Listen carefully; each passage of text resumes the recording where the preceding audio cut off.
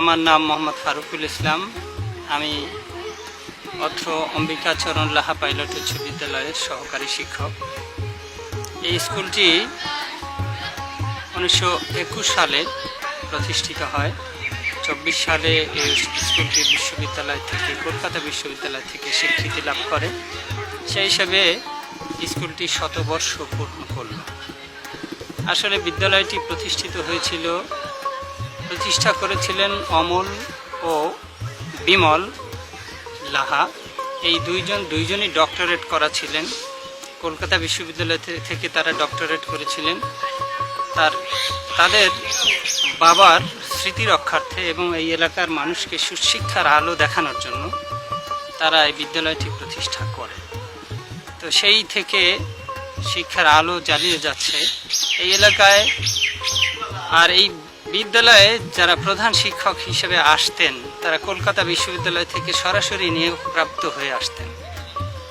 এই কারণেই আসলে এই প্রতিষ্ঠানটি বাংলাদেশের একটা অন্যতম প্রতিষ্ঠান হিসেবে এখনও স্বাক্ষর রেখে আসছে। প্রতিষ্ঠান থেকে প্রতি বছরই অসংখ্য মেধাবী শিক্ষার্থী বের হয়ে যাচ্ছে। এবং আমরা যদি লক্ষ্য করি যে মোরেলগঞ্জকে যারা নেতৃত্ব দেয় এবং এই এলাকার কথা যারা বলে তাদের অধিকাংশ মানুষই অম্বিকাচরণ লাহা পাইলট উচ্চ বিদ্যালয় থেকে পাশ করে বের হয়েছে। এছাড়াও দেশের সর্বোচ্চ বহু পদে এ বিদ্যালয়ের সাবেক শিক্ষার্থীরা কণ্ঠস্বর জাগিয়ে আছে। আমি এই মুহূর্তে কয়েকজনের নাম আপনার কাছে বলতে পারি। প্রথমে আমি যার নাম বলবো সে হলো বিচারপতি আশিস রঞ্জন দাস। উনি এই স্কুলের সাবেক ছাত্র ছিলেন।